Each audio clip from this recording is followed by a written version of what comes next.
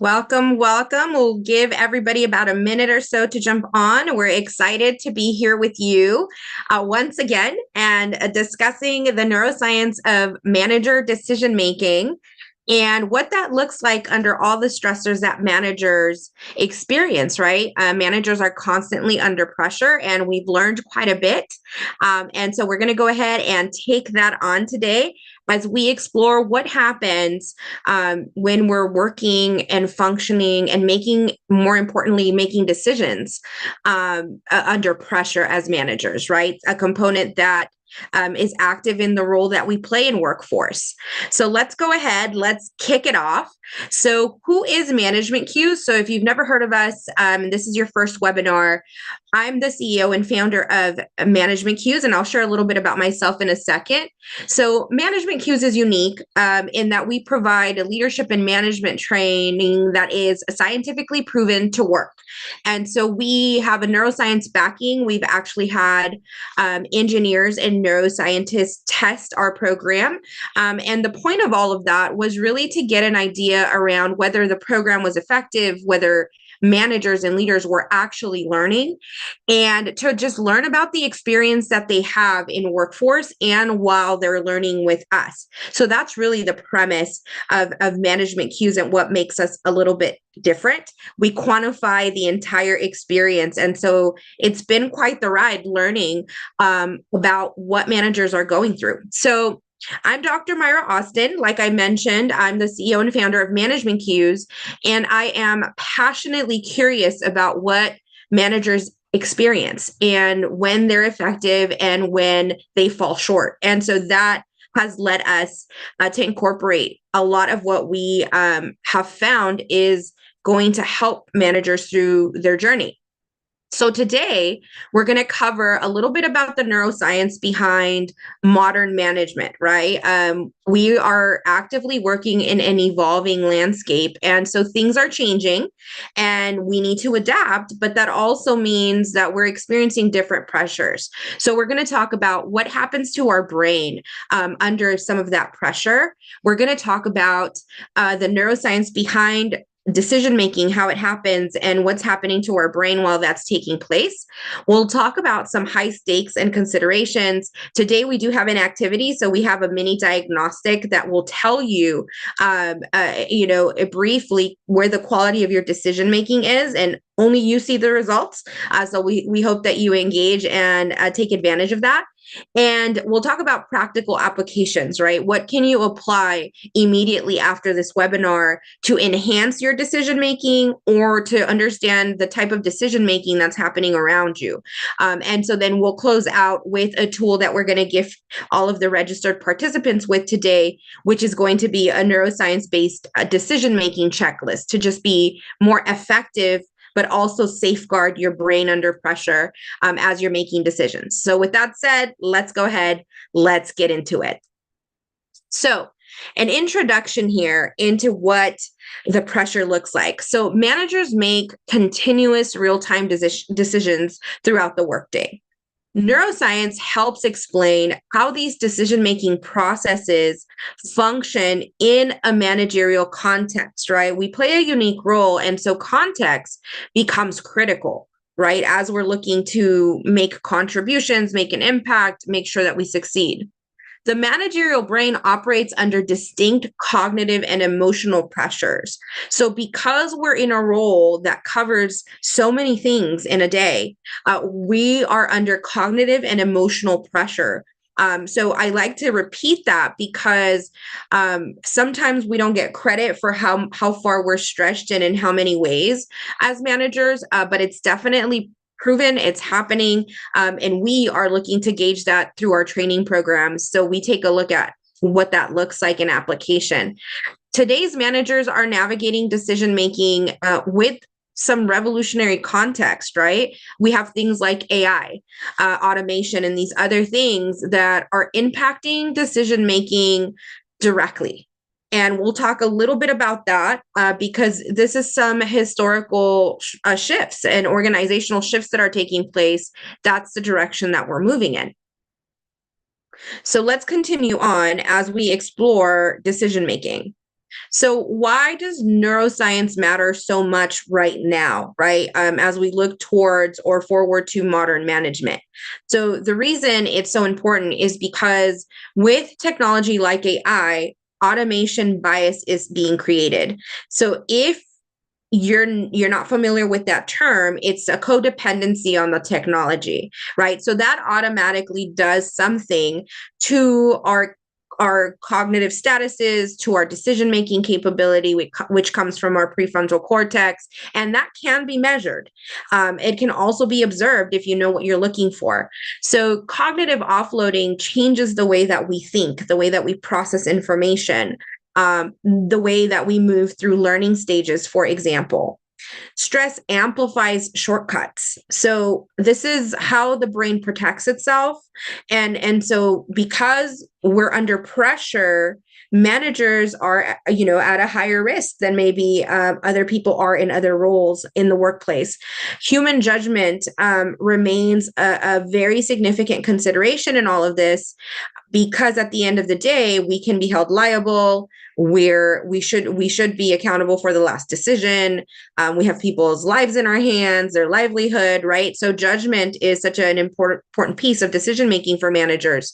Better technology does require better metacognition. So while AI is tremendous and has so many benefits, it also has its cons.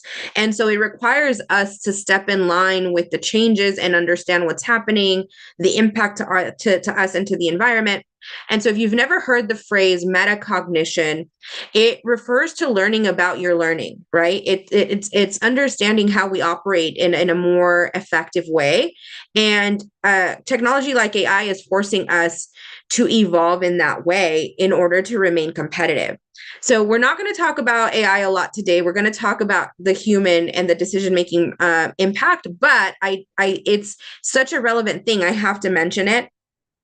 Plus, we just came back from an amazing AI and compliance conference in Boston that was sponsored and hosted by the Opal Group. And the lessons were incredible. And we presented on the cognitive impact. And it was very well received, and curiosity definitely spiked. So I wanted to share this.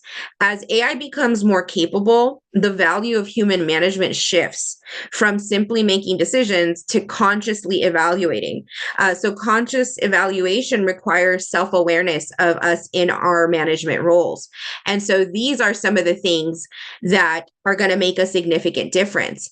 How decisions are made is going to be the premise of what metacognition is. So to just repeat it, just because it's a really important thing to become competitive in the evolving landscape, metacognition is learning about our learning. And that's going to be the new environment that managers and leaders thrive in and create a competitive advantage in. And at the end of the day, it comes back to decision making. So what happens when the brain is under pressure? So this is separate from AI. This is just the human being at the forefront. As managers and leaders, we experience stress in different ways because of how our roles unfold and get realized in the workplace. So our stress response unfolds in milliseconds. This stuff happens very naturally. It's our natural defense system. So your brain under pressure is actually finely tuned for threat detection, which is interesting because I think when we look at the human component of how we make decisions, these considerations should be at the forefront of what we're doing, but oftentimes they're overlooked, right? So it can work brilliantly in short bursts and break down dangerously when the alarm never stops. So the reason that's so important is because when we think about throughout a day how many times a manager is under that threat mode, we start to realize that they're under that threat and pressure response quite a bit. So a manager's neurobiology is of interest in terms of the work that we're doing, because it's informing a better way to learn, and it's informing a better way and more effective way to also lead and create awareness of what's happening in the environment to themselves and others. So managers experience the standard stress cascade that we described, right? That bursts of kind of threat mode and reactivity. It's part of how the day unfolds, but their neurobiology is shaped by something distinctly different from others in the workforce, from other employees, which is quite interesting. So the stress is almost never about one threat. It's about multiple simultaneous threats coming from different directions. And the structural feature starts to change everything, right? So the structural feature are things like the accountability that we have as managers, the personal liability, our execution expectations, right? All these things are ingrained in the role of management. And so our decision making is actually impacted every day, on the minute, every minute. So the everyday manager push and pull. So managers constantly make decisions in real time. How this looks in most environments is making decisions around things like team conflicts and performance conversations, hiring and staffing decisions, operational problems, and urgent issues. A common thing that we run into when we're working with clients, and I have run into when I'm employed in different environments, is the idea that everything is important or everything is of urgency. And one of the things that I have to break down is, if we're handling everything as an urgent matter, if we're handling everything as an emergency, then nothing really is, right? And there's a deeper issue taking place. Hiring and staffing decisions, shifting priorities with limited information happens all the time. And we experience it with our clients. I also experience it when I'm speaking to the graduate students that I'm teaching. And so it's a rampant thing. We're just treating it like it's a very normal thing, right? So what does neuroscience tell us? It tells us that under pressure, the brain has a tendency to respond normally to preserve itself. But what is that? So it looks like prioritizing speed over accuracy. So when we're doing that, it's not because we're intentionally being negligent. It's more because our brain is trying to preserve itself, right? Increasing emotional reactivity, reducing cognitive flexibility, and narrowing down attention and judgment. So these shifts directly impact the decisions that we're making because of all of these experiences that we're having. So it's just not about making faster decisions, right? Like that's not necessarily where the impact or the competitive advantage is lying. So it's important for us to kind of take a look at, what does the reality right now require of us, right? So what is the core shift in leadership? So the core shift in leadership when it comes to making decisions is recognizing our brain state in real time. It's knowing when to slow down versus delegate, and balancing human judgment with input, right? So it's the intentionality and design that we're putting behind how we're making decisions. And so neuroscience is really interesting because it helps you be more effective when you understand it. And one thing that I share with my students is, at least for me, in my experience, once I understand something, I see it clearly, I can no longer unsee it. Right. And so that's part of what we're learning from training with groups of managers and leaders out there, and the upcoming workforce, is that this is real. And technology shifts like AI are enhancing and bringing the gaps to the surface. So you want to take a look at how stress affects executive function and reasoning. What cognitive biases are likely to emerge because there's a higher likelihood when we have a decision-making impact.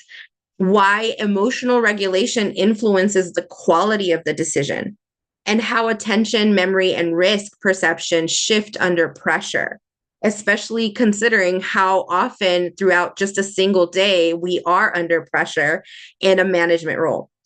So how to strengthen critical thinking becomes important, especially when now we have AI supported environments and we have things that are being studied. We're actively gauging. I'm testing against clients and my groups of students to see the degree of automation bias, that codependency on the technology that's happening, which directly impacts how we make decisions. So interesting things, right? So I'd love for you to participate in this activity. So it's 5 questions, so it shouldn't take very long. But I want you to get curious, right? It's one of the things that Management Cues thrives on, is it kind of creating curiosity around how we work, why we work a certain way, and whether we're incorporating brain-based type of approaches. So go ahead, scan the QR code if you have your smartphone. This mini diagnostic is gauging the quality of your decision making right now. You're going to get a score, and so I'll give it about a minute or so. It shouldn't take much longer than that, and then I'll go through what the results mean in terms of what we're talking about, right? Which is cognitive states and the impact on decision making. So I'll go ahead and set my timer to a minute, and then I'll continue on. Feel free to mention anything in chat, or go ahead and unmute if there's anything you'd like to share. I do see that there's some chatter, so let me go ahead and check that while you're doing this. Okay, yeah, we have some chatter, so I'll go ahead and read it as you're scanning the QR code. If you've just joined, because I just admitted some additional people in the room, welcome. I'm so excited for you to be here. You came just in time for the action. So go ahead, scan this QR code. This is a mini diagnostic that gives you an idea around your quality around decision making. So go ahead and take that. I'm going to go ahead and set the timer for about a minute to give everybody a little bit of time. Here we go, 1 minute. It shouldn't take you much longer. It's just a 5-question mini diagnostic, but I will walk through the logic of the diagnostic after. So while you're doing that, I'll go ahead and read the chat because we got some good stuff here. So Kathy says, prioritizing the importance of issues is everything. If everything is coming at you as urgent, you miss the thing that really are. And I agree, that's part of it, right? How we're interpreting these things is actually what creates that threat response. And so that's why knowing some of these things, the neuroscience, how we actually come to a decision, what impacts our decision, makes all the difference in how we view that transaction, right? She also said, this is a huge liability for organizations and the individual manager. Absolutely, Kathy. Absolutely. So I've seen it turn into bigger problems because we don't have an understanding of ourselves and the impact on others. And sometimes things that are as simple as a pause, right? Or understanding that you're in a heightened threat state, not because you're in physical harm, but because you have pressures around you. I think that kind of awareness really shifts the way you look at how you make decisions, how you prioritize, how you create cadences, these things that really speak to impact and efficiency, but also have a human centeredness to it. So we have a group of you guys jumped on. So let me know in chat, or you can unmute if you're already done with the assessment so I can move on with interpreting the results. A quick thumbs up is just as helpful. So if you want to give me just a thumbs up, that'll give me an idea of where we're at.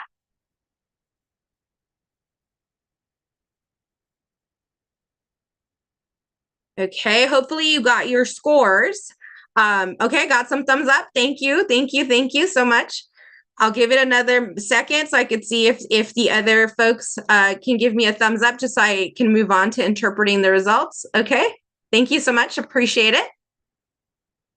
All right, I'll give it just a few more seconds and then I'll move forward. Thank you for participating. Again, feel free to use chat or raise your hand if you'd like to share anything. We definitely thrive on your feedback. So I'm going to go ahead and move forward. I hope that's okay. I hope that we're moving past here. Okay, here we go. So what do your results mean, right? So this is a very small sample and diagnostic, but if you got 5 out of 5, right now you have exceptional decision quality, so strong metacognitive and regulatory capacity. So that means that you're open to learning about your learning and you're considering that and incorporating that self-awareness in how you're making decisions. If you got a 4 out of 5, you're above average. One dimension needs attention. And so one of the things that I always tell managers, we measure everything. And the reason we measure it is to identify gaps, not for perfection, but to know what direction to step forward into, right? If you got 3 out of 5, developing like inconsistent under stress or high load, right? So you might be in a very pressure type of mindset, or the question itself might feel like that. If you're between 0 and 2, there's significant development opportunity. You have reactive decision patterns that are dominant, right? So what that means is you have to step back and kind of work on developing the metacognition, learning about your learning, and incorporating some of these brain-based techniques that we're going to be talking about today. All right, so let me know in chat if you felt that was interesting. I'm also going to step into the logic of this mini diagnostic and what we looked at, just so you could see it's not guesswork. It's actually very much based in research and practice. So here's the diagnostic logic. So the first question has to do with your prefrontal cortex regulation.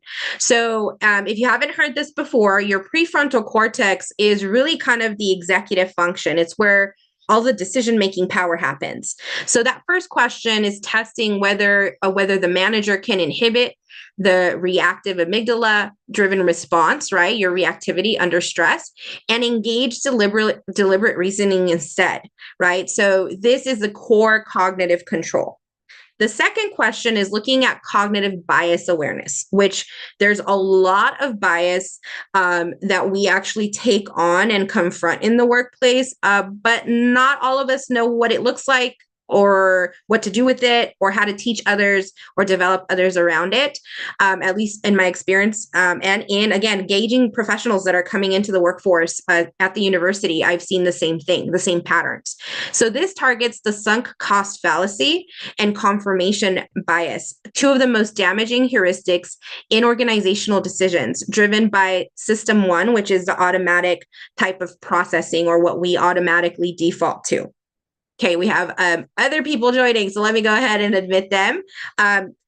Question 3 is really about emotional regulation and interception, right? So it assesses whether a manager can use somatic signals as information rather than suppressing or being overwhelmed by them. Leveraging the insula PFC circuit, right? So all of these things are very focused on things that actually impact managers all the time. Question 4 is targeting your working memory and cognitive load. So it's testing awareness, which comes from the dorsolateral PFC capacity limits. High performers tend to use external systems and prioritize to extend effective cognitive capacity.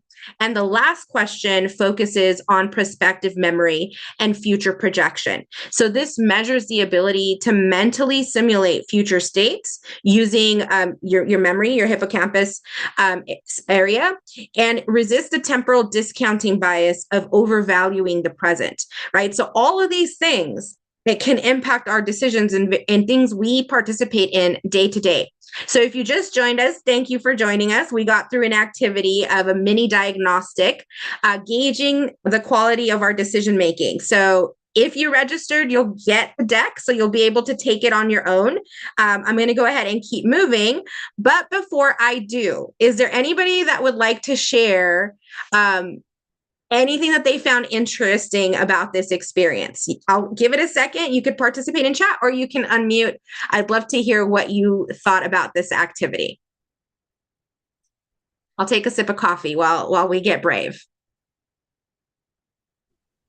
Well, I thought the questions were very helpful to see, okay, well, what's like the right answer? What's the real answer? And I'm very intentional at trying to not be reactive, but it's been something that I've had to really be thoughtful about. But it is good to see, like, okay, that's definitely wrong. That's definitely unhealthy. That is, but the last one kind of got me, where it's like, do you take away the training? And I think that's probably the one that I missed because, I see how I should go about it, but it's like, well, um, sometimes maybe I'd work the long hours, right? Or sometimes I, would, but I don't want to lose that time with the team. So maybe sometimes it depends, but for the majority of time, which is why I really am enjoying this conversation, is because I do think that sometimes in the moment we just react and we just go, and we don't really stop to say, okay, hold on, like, what should I be doing? And then that just, because if you don't, it'll make you crazy. But Yeah. Yeah, yeah. And you hit on so many great insights there from a management perspective.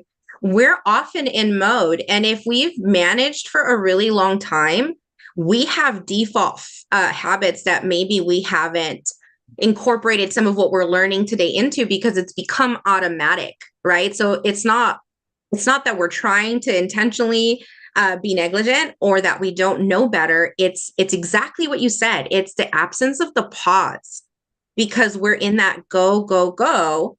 But right. it's also, do we know what our brain is doing? Because that's a different layer of education and training and experimenting that we don't often get. So thank you for sharing your insights. One other thing I do want to say, and I'm not sure if you're going to touch on this, but it is, I find as, the only female senior leader, sometimes I do have to shift.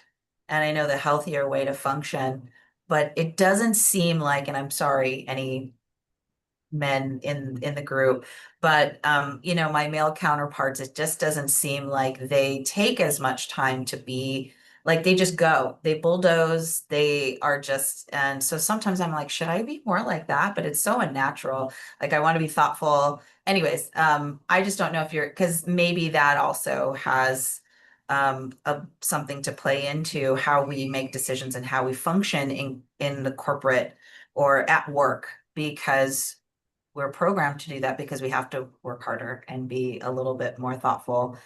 So also wanted to just kind of put that out there. Yeah, I think you bring Yeah. up a fascinating point. So I'll be really honest. One of the things that we want to do next year, because we actually take EEG research and take a look at how people are learning, we haven't actually separated it into different demographics or genders yet. So I am very curious about whether the learning happens differently. I think that that would lead me into whether the decision making happens differently. We do experience things differently, but I don't have any I haven't gotten to that point where I feel like I can answer you with all honesty yet. We're focusing on what we're seeing decision making look like, but it would be extremely interesting to see if how it happens from a gender perspective. So that's all I want to say right now, but I am extremely curious, and that's kind of our phase two, Tiffany. So thank you. I think that we do need to consider those things and how the workforce impacts all of us. So we are very curious, but we haven't taken that step yet. Okay, before I move on, Can I Kathy. just ask Thank yeah, you. quick question. I know we don't Yeah. have a lot of time, but for me in my work life, I've noticed some changes in response to, say, social media, computer technology. I started work when you didn't have computers on your desk, but the level of response time expected in the workplace has dramatically changed. Yes. The tools of technology enable that. However, I also know that my brain has like been rewired to be much more reactive. And Yeah. again, social media is all about sensationalizing things. Yeah. So, and that's the comment I made here. In my work experience, I see managers just reacting, and they are missing the things that really would make the difference in terms of performance.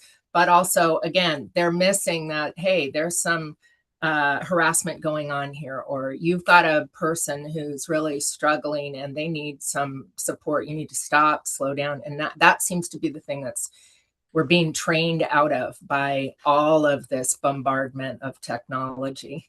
So I don't Yeah. know. Yeah, no, it's incredibly relevant. So, a comment that we made on a panel last week was we're finding out that in order for the application and impact to happen with our clients, we actually have to show people how to stop and step aside.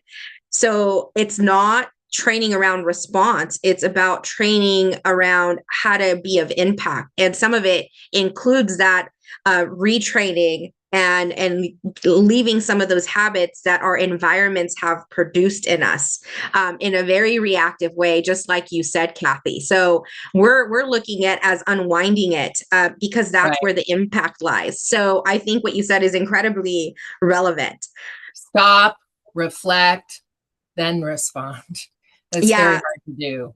Exactly. Yes. So we'll continue on. But thank you. Your feedback was incredible, both of you. Let's keep going. So this is without AI, right? So the top 5 factors impacting manager decision making. And I say without AI because AI introduces a different component to things. So the cognitive overload, right? So managers are expected to process large volumes of information, juggle competing priorities, and make rapid decisions throughout the day. This is an expectation, and it kind of speaks to what Kathy was saying. The brain, though, actually has limited capacity. So unlike technology like AI, we actually have a capacity to manage. So for working memory, that's one area that has capacity. It's not endless, it's not infinite. And when that capacity is exceeded, your decision quality just starts to be worse. It just declines. And it's a natural thing that happens. So here are some common real world signs to gauge whether there's a cognitive issue happening around decision making. This is the proof when you start to observe or see difficulty prioritizing tasks, when you start to see missed details, where you experience an increased reliance on mental shortcuts. Oh, I'm just going to do it this way, right? Slower or delayed decision making, right? And this is a decision making process, not that you're pausing and going into critical thinking. It's literally you don't know what to do next. You're kind of stuck, right? That's kind of an indicator that there's a cognitive issue. And I've experienced these in my career when I feel really stressed, when there's too much reactivity in the environment, where there's an absence of order. So if you have experienced these things, there's also that cognitive impact that's taking place. Now, here's the research insight on cognitive load theory. So cognitive load theory suggests that excessive information processing, and I'm going to again anchor back to Kathy's comment because this is really what she described it as a real world thing, but this is actually what's happening, right? At least from a cognitive perspective. It reduces learning when you're that stimulated, that reactive, being hit by all sides. Reasoning and problem solving capacity is impacted. And so again, we have to keep in mind as leaders and managers, or even when we're training or creating an environment and have a direct impact there, that we are either creating better decision making in our environment or we're making it worse, right? And so there are things that we can do, right? Stress and emotional reactivity. So under pressure, the brain activates that stress response that can impair executive functions like planning, impulse control, and cognitive flexibility. Managers can become more reactive, but also risk averse, which means they miss the details that create risk in the environment, which was also mentioned in the chat. So it can make you emotionally driven when making decisions. And the more emotional we are during the decision-making process, the lower the quality of the decision, right? So these are very direct correlations of what's happening when we're making decisions. Common real-world signs when this is happening is when you start to see people responding defensively during conflict. It's highly loaded with emotion, right? The critical thinking has stopped. Making rushed hiring decisions, avoiding difficult conversations, focusing on short-term solutions or long-term strategy. I list these examples because sometimes we think this is an absence of training. And I think that can be a component. It's also an absence of understanding what's happening to us, right? And so when we have an understanding of this, we also don't take things as personal because we understand that the brain is doing its thing. So here's the research insight for this one. Acute stress can impair the prefrontal cortex functioning, which is reducing the ability to make complex and goal-directed decisions. And I am going to include all the sources of this stuff so you can check it out, research it, read it on your own, so that you could see the research behind it and why this has been proven, right? So decision fatigue. So we're constantly making 1,000,001 decisions throughout a day as managers. It's part of what we do. And I see in chat, I'll read the contribution in a second. Every decision consumes mental resources, every single one. There is not one decision that doesn't actually, consume your resource. By the end of the day, repeated choices can reduce self-control, analytical thinking, and consistency, causing managers to default to easier or safer options, right? Let's just check that box. And that always creates a less impactful environment. So Said said, has there been some research done on individuals with ADHD as far as the emotional reactivity and how executive function goes? So I haven't taken a particular look into that, but I am interested in addition to breaking out the research that we've done and testing what type of learning works with different groups. We're looking at next year testing with EEG, the actual, neuroscience work, the neurodiversity that exists not only in management cohorts, but also in employees. I do think that there would be potentially a difference there that we just breeze past. So I don't have more substance to give you on that, but I know that I am personally very curious. And we do have neurodiverse facilitators and trainers on our team, and I see the differences. So I do get direct feedback from them as we're working. So I think that there would be, but I don't have that research, but that would be a really interesting webinar to do in the future. So thank you for bringing it up. I'm definitely curious about what that impact is because they have a different lens, right? And so that alone to me tells me that there's more learning to be done there. Okay, I'll keep going. So common real world signs when this is happening. So when you see procrastination, choosing the status quo, delegating without sufficient oversight, avoiding complex decisions altogether, right? And this is observing the patterns, not one off, right? It's the patterns. There's something else happening when you see a consistent pattern in managers. And here's the research insight. Decision fatigue has been linked to diminished self-regulation and lower quality choices after repeated decision-making tasks, right? Because these things take up energy and they take up that mental resource. So cognitive biases. So I've been doing a lot of work around biases because it's inherent in AI, which we're exploring and doing a lot of work around right now. So the brain relies on heuristics to make decisions efficiently, but these shortcuts can introduce systemic errors in judgment. We're seeing the same type of systemic errors in AI outputs, which is interesting, right? Heuristics are mental shortcuts or simplified rules of thumb that the brain uses to make decisions quickly and efficiently without analyzing all of the available information. But the consideration we need to have is that heuristics is a very natural way that the brain conserves its cognitive resources. So our way of looking at this is to be able to recognize all the different types of bias that affect our decision making. That's how you learn to pause and look for the right things. The challenges, at least that I've seen with managers, is they don't recognize bias. They haven't learned much about it, and they definitely don't know what it looks like in application. So confirmation bias is seeking information that supports what you already believe. I believe all Gen Z employees are lazy. That's an example of that, right? And so then every Gen Z person that you see is going to be lazy to you, right? That's confirmation bias. Anchoring bias is relying too heavily on initial information, right? It's thinking it proves everything because you have a couple pieces of information and not exploring it further. Availability bias is overweighting recent or memorable events. We all have a history, we all have a lens we've developed around our experiences. We have to be aware that that has an influence in how we make decisions about people and decisions in general. Overconfidence bias, that's overestimating your own knowledge or predictions. I think the most effective person gets curious and isn't worried about what they necessarily know. They're worried about exploring whatever is in front of them.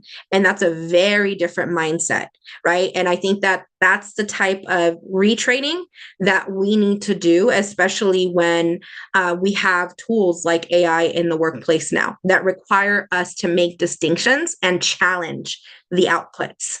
So the research insight here is that cognitive biases are a natural consequence of bounded rationality and influence decisions across organizational context.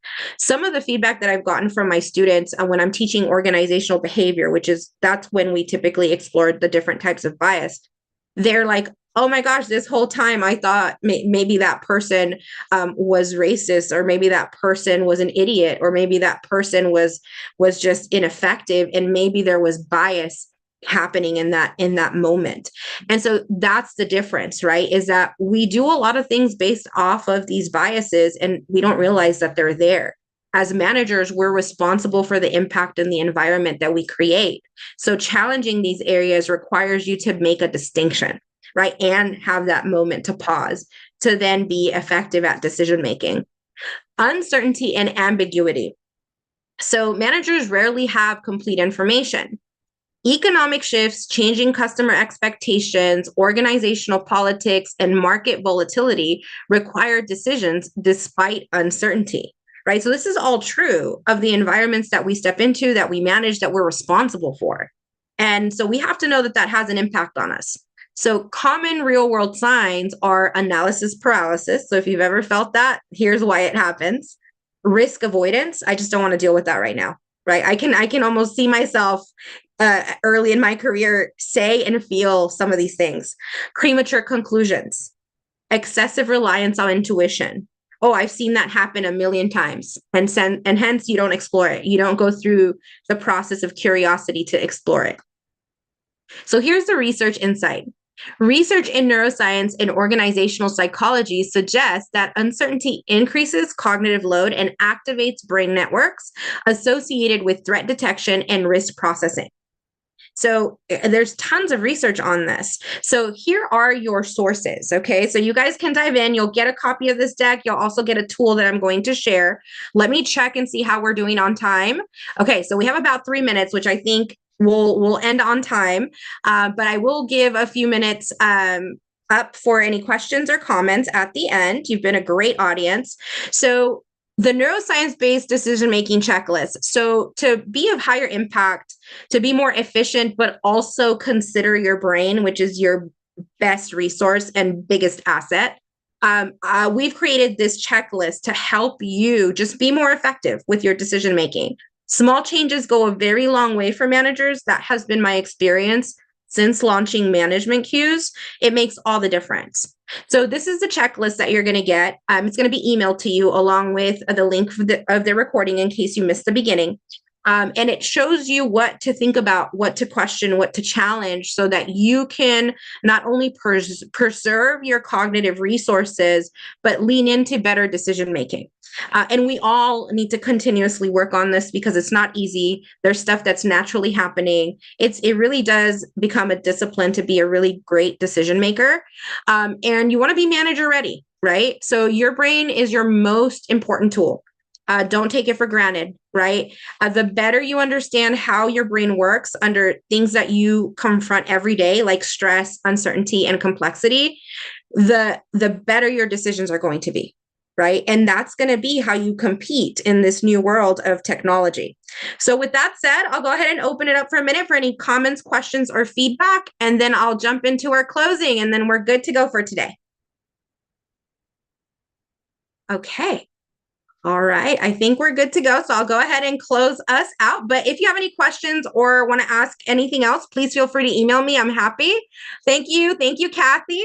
Appreciated your feedback and participation. It definitely lends to being exploratory. The questions were phenomenal. So thanks again. Oh, thank you, Tiffany. Yeah. And I'm going to look into the things you talked about. Gender and neurodiversity are of top tier interest to me, and I hope to come back with some data on that in the future. So here are some training and support resources. If you liked what we went through and are curious about what we do, you'll get a session recording, a copy. You'll get the deck too, so you could share it with your team. You could use it however you need to. You're going to get the checklist, so feel free to share that with people and talk about it, discuss it. We have training programs available on our website. Feel free to check those out. We also have a management planner that's designed to incorporate the functions of management and leadership throughout the year. It helps you kind of guide conversations and look at the environment in a new way. We have neuroscience studies. So we publish our studies of what we researched, what we found. So that's available on our website. You could get it for free and download it. And our consultations are free. So if you're looking to create some sort of workshop or program that is backed by neuroscience and uses measurement tools to give people an idea of what's happening to them and in the environment, that's kind of what we do. We also have management membership programs that provide you tools and support monthly for single managers, for management teams, and for executives. So check those out. And last but never least, we believe in creating access and supporting organizations in the community out there. So in this image is a journal, which we definitely promote journal and writing. It enhances critical thinking. But proceeds of this journal go to an organization called EXP, who provides youth and career opportunities for youth that wouldn't necessarily have those opportunities. So I'm happy to say we're actually having our first intern from that program start with us this summer, and we're really excited to provide him with an opportunity, and he is neurodiverse. So I'm looking forward to seeing how that goes. Zaid, so thank you for the question. I'll pay attention to all of those things as we move forward. Yeah, okay. Well, thank you so much for joining. I really enjoyed today's session. Reach out anytime with any question. No question is silly, no question is wrong. So please reach out, and I'll see you next time.